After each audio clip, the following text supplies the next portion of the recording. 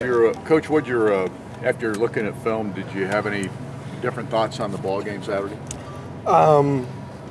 Again, I thought we played hard.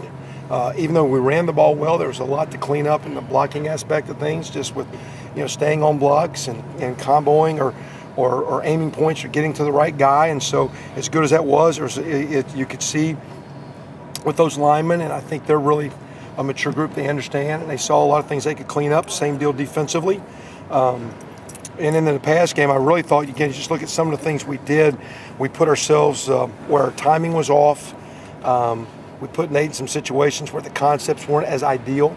And for the most part, I actually thought he kind of played pretty good because just the rhythm of the game and getting him started. We didn't do a good job getting him started. They tweaked some things in coverage where a couple concepts we didn't have a complete enough plan to have one time. A guy just doesn't run a route. We don't have a check down we need, so he takes a sack, and his protection is actually good. So, I thought he needs to play better. And I've said this through camp again. We need that group continue to practice at the level where there starts becoming that timing and trust that you need. So we're looking hard at, again, schematics, game planning, working those guys the proper way without overworking them. But let's get the pass game going. Even though the run game looked good, so much could be better there. Defensively, we didn't like the fact we had some opportunities to get some stops. After we talk about after a turnover you can respond, and we don't like the turnovers, but we didn't respond really. We also talked about we had a chance to get a couple of turnovers, we didn't.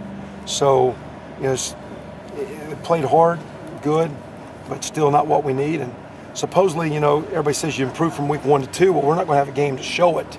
And just because people say you improve from after you played a game, that don't mean you're going to. You have to do it. So we got a lot of things to work on. We gave him a little time off physically this week.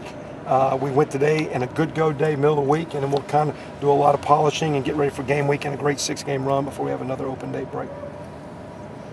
The number of freshmen that you played, anybody stand out among that group of kids? No, I mean, Cobbs has a couple nice catches, and everybody says he looks good, but he probably had as many busts as anyone, just being a little out of whack or just proper alignment. So as he plays, he'll be so much better.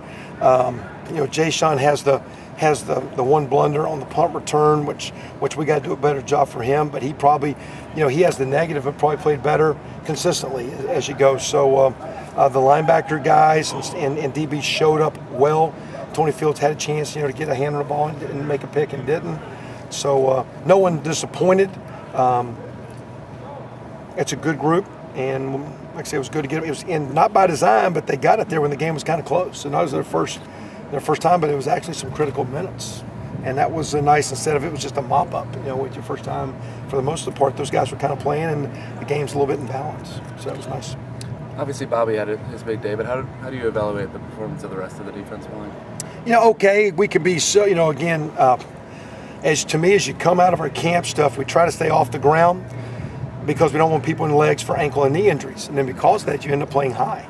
So your pad level, gets up because if you're playing low, you get on the ground more. Your momentum is lower, and your upper extremity gets overextended, and you get on the ground. And we're always saying, stay up, stay off the legs. What gets you playing higher?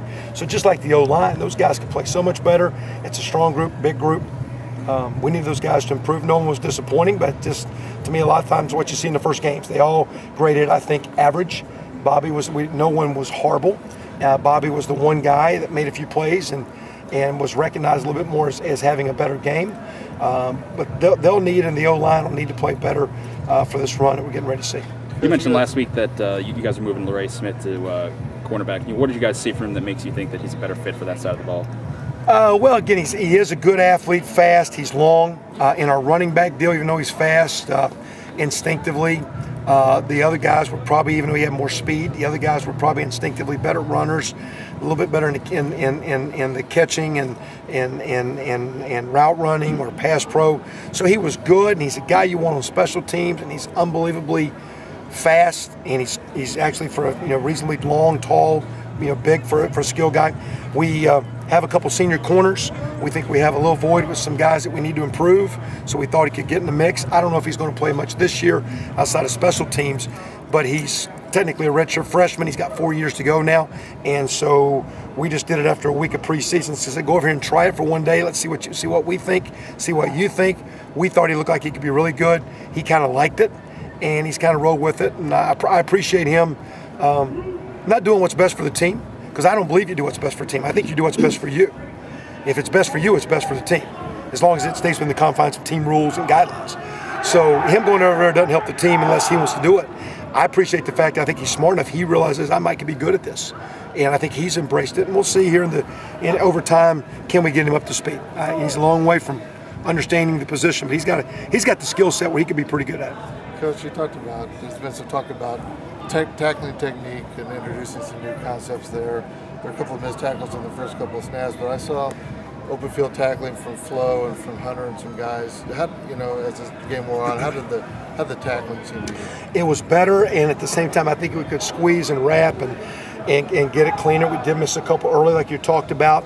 The game is going to be played even by power teams and two-back teams. The ball gets down the field, the ball gets in space, special teams is in space.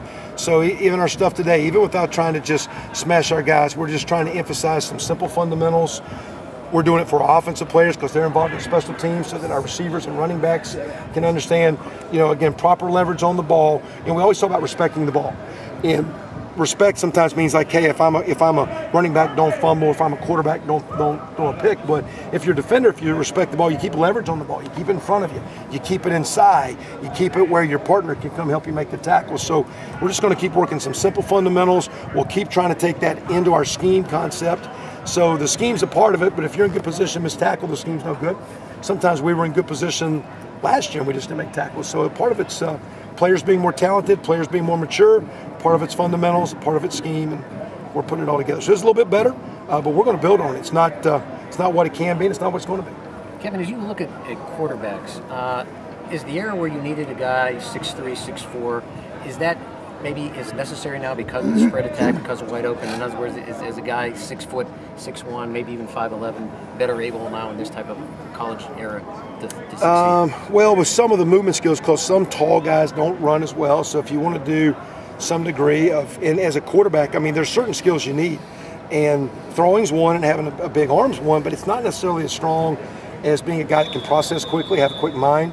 He can see things, good vision, mobility. Even if you're not a ranked team, you got to avoid the rush, make awkward throw. I mean, Nate missed a wide open, awkward throw the other day where he came out. And I also said, in practice, have you ran that hard in practice when the scout team was chasing you? Because you're running at a different speed, because here's the defense coming at you. And now you're running so hard, your timing's off, and you missed a chip one, but it was an awkward throw. So mobility is always a part of it. So tall guys a lot of times can't run. Most of the great quarterbacks in our game, there are very few, college and pro, at the high end, that are 6'4" and taller. A lot of good players are 6'1", 6'2", whether it be the Favres and the Breezes. And you got a couple guys that are bigger, like Luck or Peyton.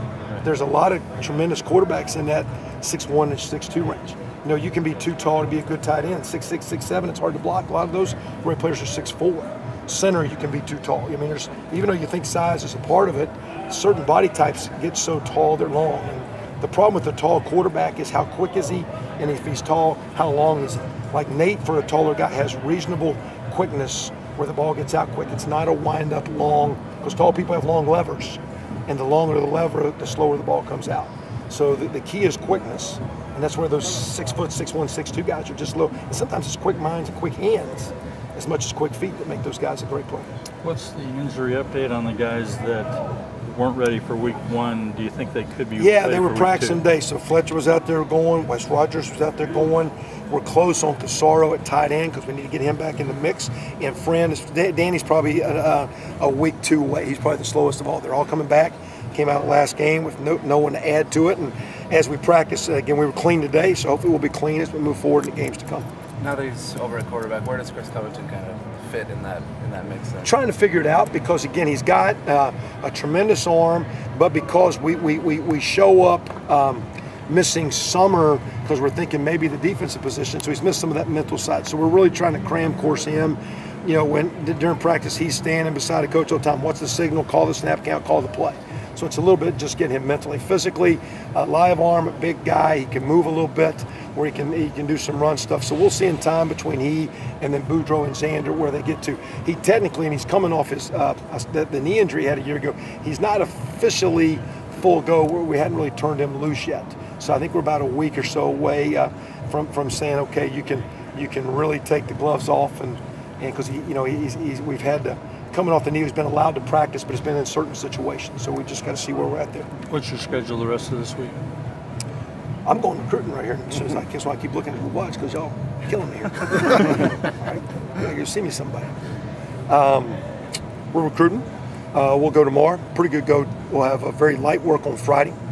And then we'll do some work with them Saturday in a light way, just to kind of get them in the, we use this, there's another open date, so we didn't use this as a refresher week.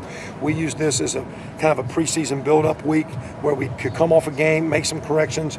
We had a lot of good mental work early in the week.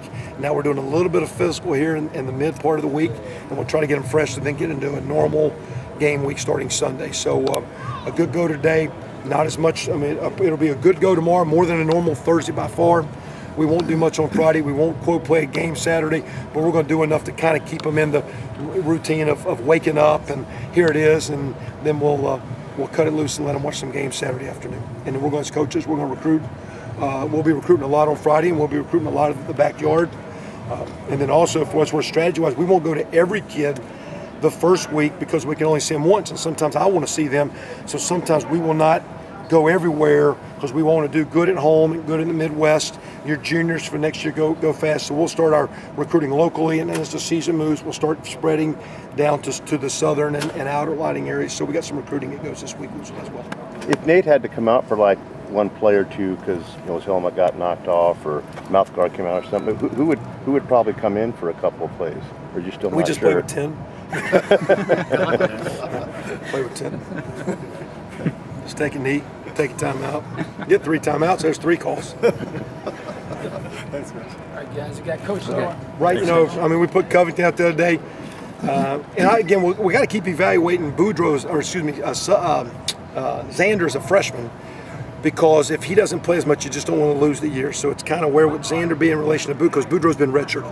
And we've got Chris because we thought he might have some special team value. Other things, our plan was all on to play him, whether it be defensively, offensively, kicking. We thought he would be one of our more talented freshmen. So he's going to make that. The question is, if there's an issue, it's kind of like that when like that first year we were going to play Sudfeld until Trey got hurt. That changed the issue. Right. So so what is the issue? And I think that would determine what happens. We've already played Covington. We thought he had a lot of value at special teams. Boudreaux being an older guy. So really, it's just where does Xander fit in? Is it worth the reps? And we'll figure that out. Thanks, guys. Thanks.